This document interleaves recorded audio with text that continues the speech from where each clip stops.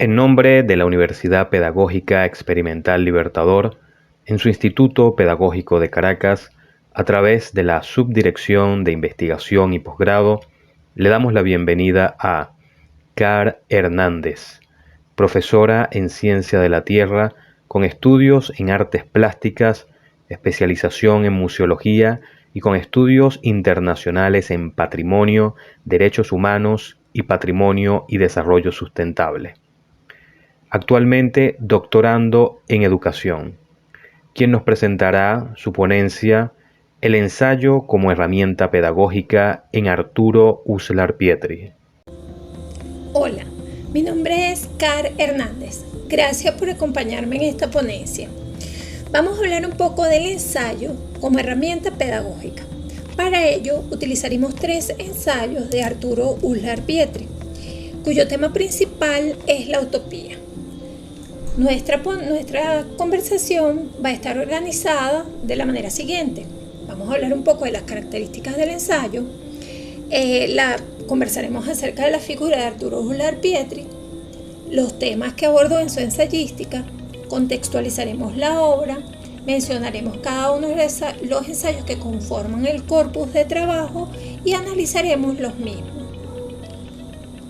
Lo primero que diremos es que el ensayo es un tipo de texto que se utiliza en diferentes áreas, como por ejemplo política, educación, literatura.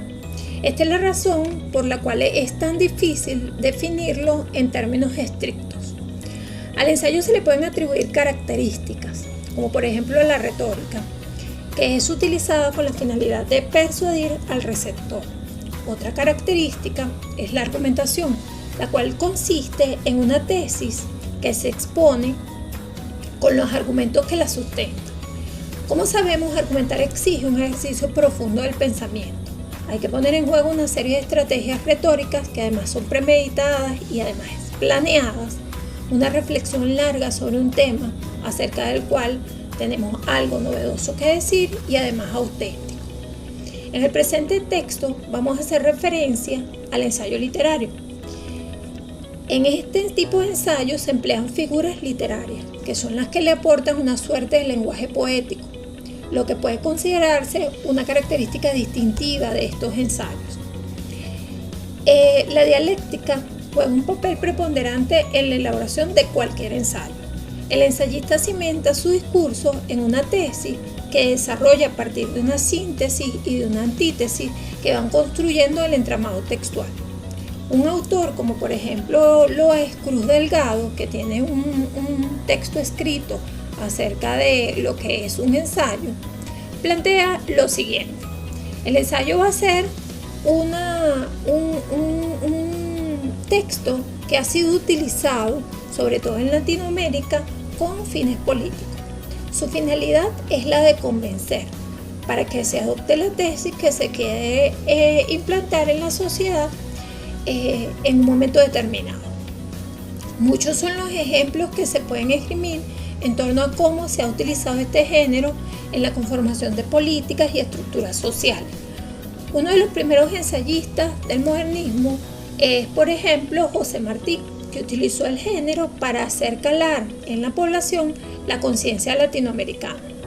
El ensayo no solo va a apuntar a la comunicación de ideas que parten de una realidad, sino que va a revestir un componente autorreferencial importante del que se vale el autor del mismo. Además va a buscar concientizar al receptor y hacerlo reflexionar en torno a la sociedad en la que vive. La intención que persigue es generar los cambios necesarios en la sociedad a partir de propuestas que van dirigidas con mucha persuasión.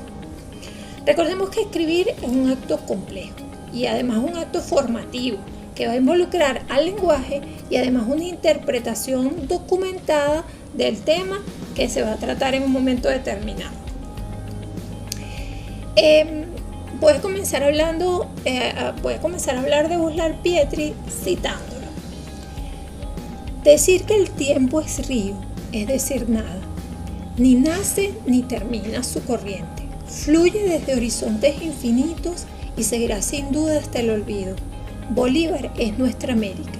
Cuantos más criollos son los pueblos, los hombres más los entienden y más cerca están de él. Muy interesante. Arturo Uslar Pietri es un personaje de renombre en la historia venezolana. Algunos autores lo definen como novelista, cuentista, poeta, dramaturgo, ensayista, comentarista de televisión, escritor de artículos de opinión, profesor, académico, divulgador de la cultura, además de divulgador de la historia universal, analista de los más diversos problemas sociales, estudioso de la historia de Venezuela. Es además un agudo polemista, ideólogo, es un actor destacado de la política venezolana. En algún momento también fue candidato presidencial. Los temas que aborda Uslar, ¿verdad?, son innumerables. Este autor nace en Caracas un 16 de mayo de 1906 y además utilizó el ensayo como una forma de reflexionar y enseñar. Uslar comienza a escribir desde que está muy joven y además participa en grupos, como por ejemplo el grupo Somos. En el año 1928 funda una revista que se presume es la que inicia la vanguardia en Venezuela, que se llamó Pálvula. La preocupación de Uslar era una preocupación internacional, es decir, los temas eran innumerables. Era Venezuela, era el hombre y sus valores, es decir, tenía un número importante de temas. En el caso nuestro, se seleccionó un corpus de trabajo compuesto por 3 ensayos, escrito por Arturo Uslar Pietri para su columna Pizarrón del periódico El Nacional. El tema que se seleccionó no aparece en esa lista que ustedes tienen allí de Barbadillo, al menos no explícitamente, es decir, no aparece Utopía. Los escritos pertenecen a diferentes momentos de la historia nacional y el análisis se realizó a partir del paradigma fenomenológico hermenéutico. Se contextualizó históricamente cada ensayo, lo que permitió determinar el momento en el que fueron escritos y su relación con el tema seleccionado. Se determinó además el tipo de texto, el tipo de argumentación que se empleaba y las figuras literarias que estaban presentes. Todo esto con la finalidad de establecer las características de la prosa ensayística de Arturo Uslar Pietri y, aún más importante, hacer qué era lo que Uslar hacía en su actividad pedagógica. Bien, el ensayo y Arturo Uslar Pietri, que fue un gran ensayista, que además tenía una preocupación por el país, que ocupó gran parte de su escritura, está íntimamente relacionado. Uslar utilizaba este género literario con maestría, pues debatía de tópicos disímiles y a veces contrastantes. Podía hablar de política, de educación, de historia, de petróleo, de americanismo, literatura, filosofía, ciencia, es decir, un sinnúmero de temas, en los que empleaban no solo la sapiencia, sino la certeza de que sus palabras tenían una resonancia en la comunidad a la cual estaban dirigidas. Los ensayos que nos propusimos analizar fueron escritos en 3 momentos distintos y con muchos años de diferencia entre un ensayo y otro.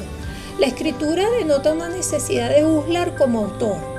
La utopía es como la motivación que guía el cambio social en la historia, un reforzador de los objetivos alcanzados, un horizonte de mundos ideales, una excusa para grandes revoluciones. Arturo Uslar Pietri deja entrever que le seduce la idea de sociedades justas, abundantes, perfectas, plenas de igualdad, es decir, sus sociedades utópicas. Bien, el primer ensayo al que haremos referencia se titula El padre de la utopía. Fue escrito el 12 de noviembre de 1978 y comienza con una oración simple. Cito: se han cumplido 500 años del nacimiento de Tomás Moro. En este ensayo, Uslar nos lleva de paseo por la vida de Tomás Moro, el autor de la utopía. El escrito es contextualizado históricamente como una idea que surge posterior al descubrimiento de América. Los primeros comentarios que llegan a España hablaban de una tierra rica en abundancia e igualdad. ¿Será por esto que se propicia la creación de la palabra utopía, acompañada de una definición que se asemeja a lo dicho por los viajeros que volvían en ese momento de América? La respuesta parece que es sí. Tomás Moro es un individuo multifacético. Aparte de ser un hombre culto que escribe, es famoso por la entereza con que mantuvo sus convicciones religiosas y su libertad de conciencia frente a un rey despótico.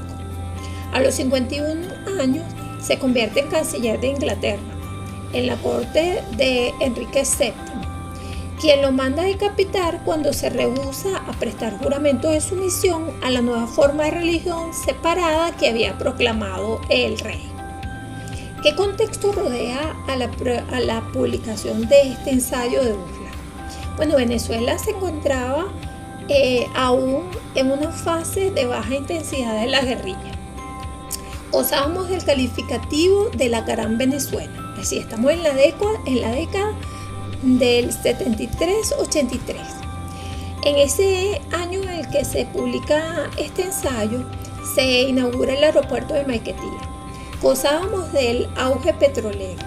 Todas estas realidades hacían de Venezuela el país más adelantado de Latinoamérica, un punto en el que la historia se vislumbraba prometedora. En marzo de ese año muere Renio Tolina, que era para ese momento candidato a la presidencia del país. Las elecciones se celebrarían en ese diciembre y saldría victorioso Luis Herrera Campis. Parece ser un momento idóneo para dedicar un ensayo al padre de la utopía y sembrar en los venezolanos el deseo de una sociedad más justa. En este momento histórico, Arturo Uslar Pietri hace gala de un juego argumentativo y de un manejo discursivo que busca calar en el lector, incubando una idea de avance y de progreso de un país que se encontraba en pleno florecimiento histórico y cultural, a pesar de la presencia de las guerrillas. En el segundo ensayo, ¿verdad? También lo escribe para la columna de Pizarrón el 24 de julio de 1983. Han transcurrido 5 años del primer ensayo. El tema, nuevamente la utopía. Uslar titula este ensayo La vigencia de la utopía y comienza su disertación con una cita del libro de Tomás Moro. Cito: vivían como dioses, libres el corazón de cuidados, no conocían el trabajo, ni el dolor, ni la cruel vejez, poseían todos los bienes. Fin de la cita. La razón por la cual el ensayista retoma el tema es la publicación del libro de Isaac Pardo, que se llamó Fuegos bajo el agua, la invención de la utopía. Uslar valora el recorrido que hace Pardo, rastreando la utopía a través de la historia de la humanidad. Uslar piensa que Pardo ha hecho una tarea extraordinaria, recorriendo cada rincón de la literatura, desde los griegos hasta el momento en el que Tomás Moro escribe la utopía. El ensayo es una oda a la labor intelectual y solitaria que ha llevado a cabo Isaac Pardo, pero sobre todo es un recordatorio del motor que ha impulsado las más admirables empresas como fermento activo de la revolución, o como una fuerza positiva y creadora de la historia. En el país es nuevamente un año electoral y en ese momento ocurre el Viernes Negro. Nuestra moneda sufre una tremenda devaluación. Parece un momento propicio para pensar en un mundo más justo, un mundo con igualdad de oportunidades, una utopía vigente. En ese año gana las elecciones Jaime Lucinchi con el 56% de la votación. La utopía, desde el homenaje a Pardo, se convierte entonces en un motor ciudadano que busca reforzar los cambios políticos que mueven en ese momento al país. Pasan 14 años entre este ensayo y el siguiente. Uslar escribe el 19 de octubre de 1997 un nuevo ensayo que titula Un mundo sin utopía. ¿Qué ha ocurrido entre el último ensayo y este? Se percibe un pesimismo en las palabras del autor. Llama a la utopía, cito, idea mal definida. Le atribuye el poder de ocasionar, cito nuevamente, grandes guerras y revoluciones. Asegura que la historia universal estuvo dominado por el gran mito de la promesa revolucionaria. ¿Qué está ocurriendo? La tensión nuclear que se vivió durante medio siglo está haciendo mella en toda la humanidad, todo el planeta. El colapso de la Unión Soviética, el surgimiento de una sola superpotencia, Estados Unidos, hay un abandono de las ideologías militantes, guerras en más de 50 países sin ningún enfrentamiento internacional, todo lo cual marca la desaparición, en opinión de Husserl, de la utopía. Él piensa que es un mundo más pragmático y además más pacífico, como resultado de esa desaparición del pensamiento utópico. Para Husserl, todas estas cosas son evidencia irrefutable de que la creencia en un mundo de justicia, igualdad y abundancia ya no ocupa el ideal de la humanidad. ¿Qué está ocurriendo en Venezuela? Acaba de visitar el país el presidente de los Estados Unidos, Bill Clinton, y su esposa Hillary. Estaban acá para una firma de acuerdos bilaterales. Tras una visita al Panteón, el presidente Clinton asegura lo siguiente, cito, todo está chévere en Caracas, todo está chévere en Venezuela. Fin de la cita. Nada más lejos de la realidad, nadie podía intuir lo que se estaba gestando en el seno de esta sociedad. Husserl redimensiona su tesis sobre la utopía. Han pasado ya unos años desde el homenaje a Pardo, el país ya no es el mismo y el panorama mundial ha cambiado. La idea de concebir un mundo mejor a partir del planteamiento utópico no siempre significa ganancia, cambios favorables ni progreso. La humanidad es cambiante y el pensamiento de Husserl pues también. Veamos ahora cuáles son los argumentos de Husserl. Como ya se ha dicho, el ensayo es un texto argumentativo, ¿verdad? Husserl tiene un manejo excelente de la retórica, que es la habilidad que tiene un emisor para deleitar, conmover, persuadir a su audiencia. Ya lo habíamos mencionado. El lenguaje que utiliza, por supuesto, entonces es un lenguaje persuasivo. Se vale de una serie de elementos retóricos que, como por ejemplo las metáforas, las hipérboles, algunos recursos morfosintácticos como las elipses, ¿verdad? Utiliza las figuras literarias, ¿verdad?, para embellecer el lenguaje. Emplea una suerte de poética cautivadora, como ya decía también anteriormente, utiliza la metáfora y utiliza magistralmente el lenguaje, ¿verdad? En el caso de la naturaleza del texto argumentativo, los argumentos, según la profesora doctora Bello Rodríguez, pueden ser por etos, que son centrados en el emisor, por patos, que están centrados en el receptor, o por logos, centrados en el discurso. Los argumentos le permiten al ensayista exponer y rebatir y además defender su tesis, ¿verdad? En el caso del padre de la utopía, ¿verdad? Vemos cómo Husserl utiliza estos argumentos. Comienza, por ejemplo, con el argumento por etos, cuando plantea dos opiniones en torno a la obra de Tomás Moro. Cito, autor famoso: poco se le ha conmemorado fuera de los recintos académicos. ¿Acaso lo más importante haya sido la continuación de la monumental edición de sus obras completas? Otro tipo de argumentos que utiliza Husserl en su ensayo es por patos, y nos atrevemos a decir que este argumento por patos es uno de los más utilizados por este autor. Se emplea como un elemento persuasivo y de convencimiento, ya que va a apelar a la emoción que el receptor experimenta en torno a la retórica empleada en su discurso. Veamos una cita del primer ensayo. Tomás Moro es famoso por la entereza con que mantuvo sus convicciones religiosas. Afrontó con sereno valor su muerte de mártir bajo el hacha del verdugo real. Lo que hace Moro es describir una sociedad imaginaria.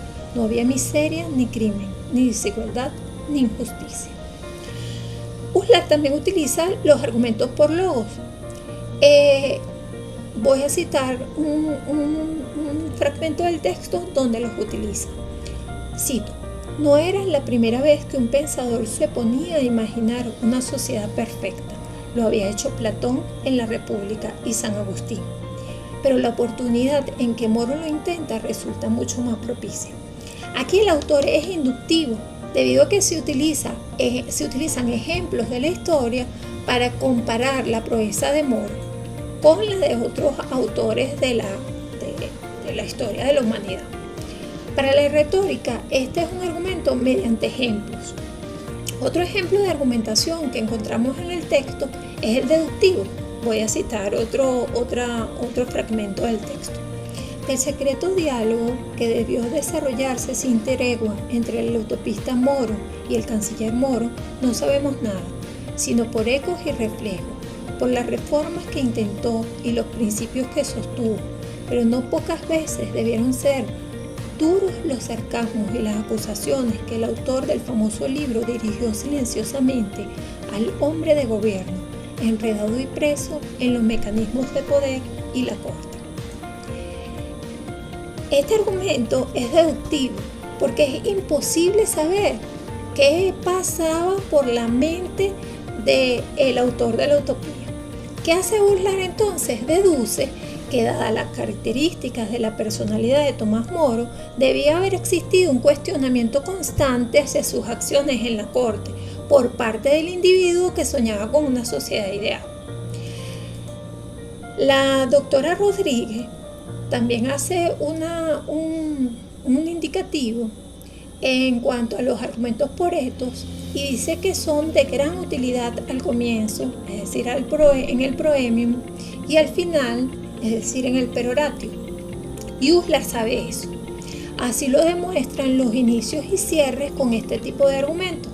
Cito: sin darse cuenta, pero con un seguro intento de déspota, Enrique VIII le había cortado la cabeza al padre de la ideología revolucionaria, que más tarde acabaría con su especie, pero ya era tarde.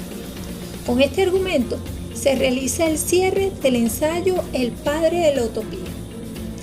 En el siguiente ensayo se aplica nuevamente la fórmula. Se colocan argumentos poretos al principio y al final.